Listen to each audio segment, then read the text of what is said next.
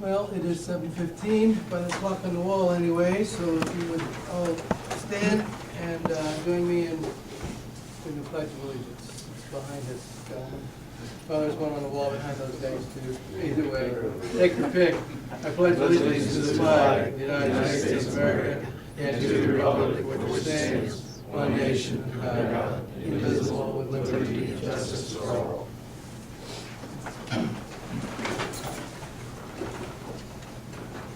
Okay, today it's 7:15. It's January the 28th, and it's the rescheduled meeting of the Greensburg Plan Commission's meeting that was previously scheduled for January 21st. John, would you call the roll, please? Blake. Here. Roy. Here. Bruce. Here. Glenn. Here. Kevin. Here. John. Here. Tom. Here. And the minutes were distributed to you via email, and also a copy was placed here in front of you this evening. Are there corrections or additions?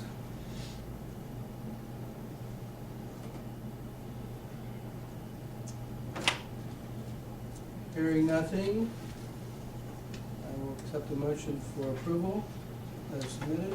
So moved. Second. All in favor? Aye. All right, minutes are approved.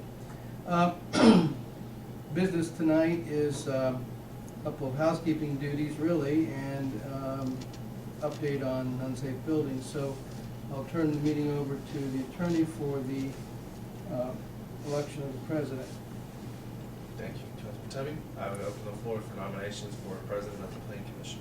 I would offer Blake as president, as a nomination for president. There's been a nomination for Blake O'Meara as President of the Plan Commission. Is there a second? I'll second it. Mr. O'Meara, you willing to accept that nomination? Sure. Okay, that he is. Any other nominations? Hearing none, any further discussion on Mr. O'Meara as President of the Plan Commission? Hearing none, I'd ask for a roll call vote of the approval of Blake O'Meara as President of the Plan Commission. Blake. Roy. Yes. Bruce. Yes. Glenn. Yes. Kevin. Yes. John. Yes. Tom. Yes. There you go. It's all yours, Mr. O'Meara. Take it away. Thank you. Do we want Mr. Stephen to run for the vice president, or do I open that? Actually, you can do that. Okay. I will now open it up for nominations for the vice president. I'll nominate Kevin Fleetwood for vice president. I would second that. All in favor, say aye. Oh, I guess I should ask, is there any other nominations? And if you'll accept that, Kevin? Yes, sir. Any other nominations? All in favor of Kevin being the vice president of the planning commission? Say aye. Should probably have a roll call. Probably have a roll call vote on this. Blake. Roy. Yes. Bruce. Yes. Glenn. Yes. Kevin. John. Yes. Tom. Yes. All right.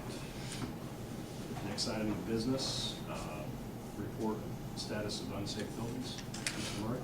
There's really only two right now. One is the one on Northeast Street. Mr. Atkins is now the proud owner of that.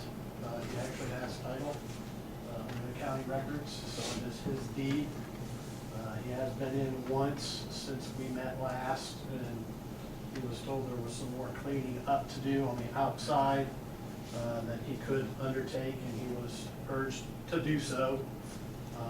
I have not personally been back out to look to see if he'd done that, but he had also indicated that he was not able to work in severe cold, which I would say we've had some severe cold weather here lately, so as soon as it warms up, if we don't see anything being undertaken on that property, we will be back in touch with him.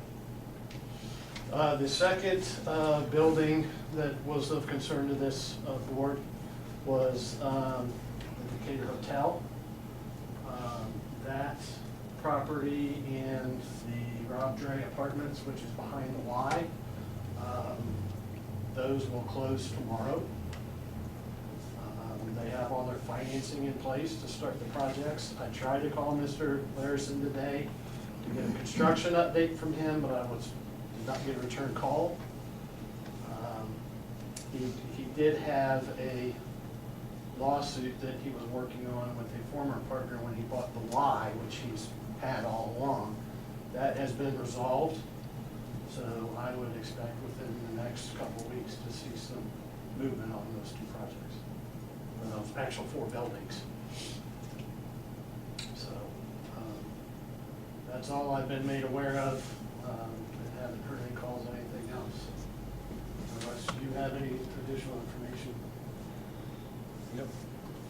That's all we have right now. So far, with the weather, we haven't had any filings for next month, so we can discuss later. Sure.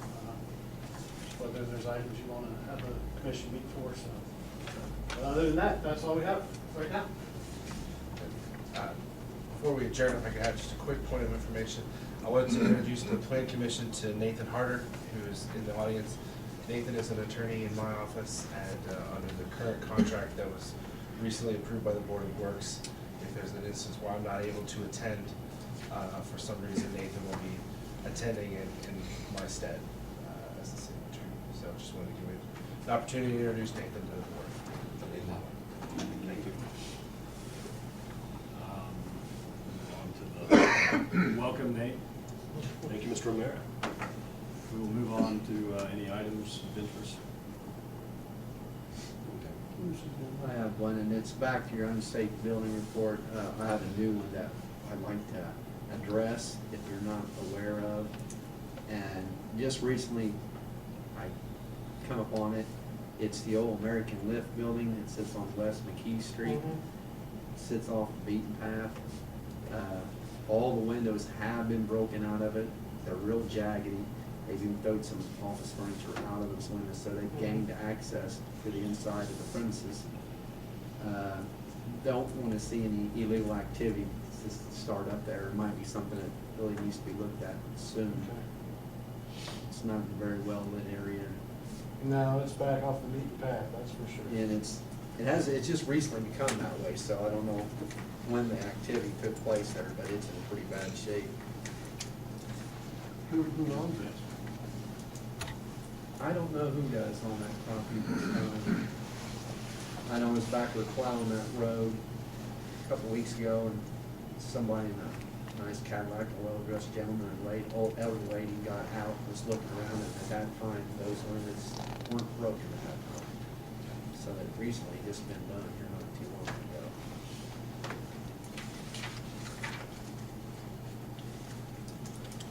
Action. I don't remember, Chris, did you ever write another unsafe building? Did you get that revised? You were going to take a stab at it? Yes, I believe I sent a draft to you. If not, I can double check that. Okay. But I think I did take a look at that, and I thought we approved. I thought you did too. I thought we approved it here the other night. Yeah, because it has more of a breakdown. Yeah, and a couple and places where you can really write the it in. engineer was gonna be the one to sign the letter, so. Yeah, that's been like the October deal. Yeah. We went over that, and I thought we approved it too. I'm pretty sure you did. I know we We did. can look back at my notes. Yeah, we can I'm just trying to certainly. remember, I haven't had any. I know we haven't done any Since since I took a crack at drafting that. The minutes say discussion revised letter to property owners is meant to define the problem, is to be signed by the city engineer. All present felt the new letter more clearly defines the problem or problems. And it was my understanding that we were approving at that time. Minutes don't really state that, but. That was my understanding. too, Yeah. was that we had said that that would be the one we would use from now on. If you don't have a copy of that, I can If I you can certainly send send it, that, yeah, I'll send it to you again. I'll remember, receive a copy after. So I guess the question is, do we move, if we're gonna send a letter, but at the same time, if the building's unsafe and people are gaining access, what actions should we take to secure the building? We don't know if there's getting access yet. I think the first step is always to give the property owner A chance? the first opportunity to make the correction. I mean, that's their responsibility there. And my recommendation would be to send the unsafe building notice now that that's been Mhm. identified, but then also to ask Fire Chief Chastain, Police Chief Chastain, if they could have someone go swing by, take a look, see what's going on there, and then make an assessment. Because certainly if it is in a current unsafe danger to individuals scenario, that they can act as necessary, or if they feel the need, ask this body to meet on a special meeting to address that specific building if it rises to that level. But certainly the first step would be sending notice to the owner of record. You know, we maybe get the police chief or to get somebody to go inside and see if we can tell, you know, are people going in there regularly? There'll be signs, they'll Right, know. are people camped out in there, or are they, using it for beer parties, whatever? Whatever, yeah. There's a lot of people that walk from Park Road. There's a trailer court on Park Road, and that's their shortcut to town. They'll walk through that field along that creek line, and it comes back over to the Key Street. During the summer, they got a worn down path through there.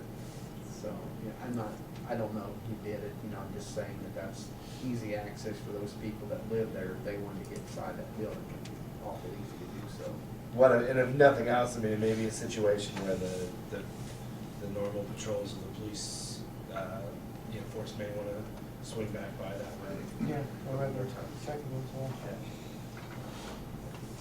Chris, do you know if our unsafe building ordinance allows us to take action and then file liens like we do with our grass and weed ordinance? Our current unsafe building ordinance does not allow for that, but the unsafe building state statutes do allow for us to take immediate action if it is determined that it's an emergency situation or, otherwise necessary.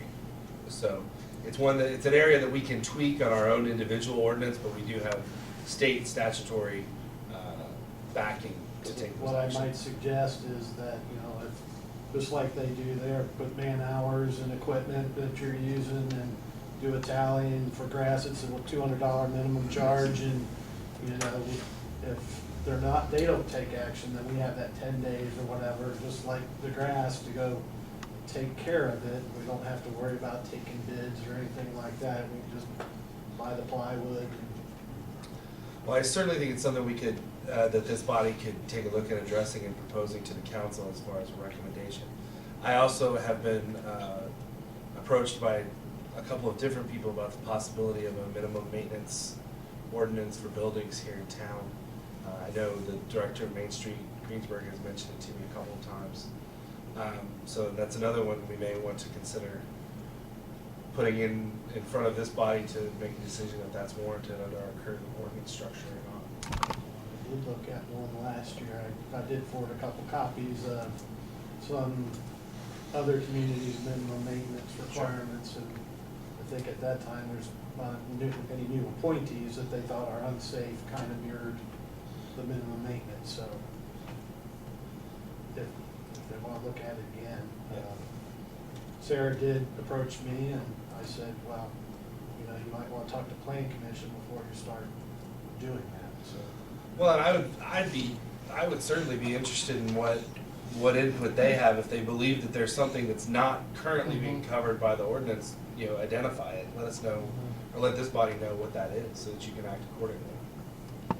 Right. I don't think you need a formal motion to take under action other than, Bruce has identified the building, and I believe Mr. Murray's been instructed by this body to proceed accordingly under the policies that you've already established. I don't know that you need an additional motion for that. Anything else that you want to address?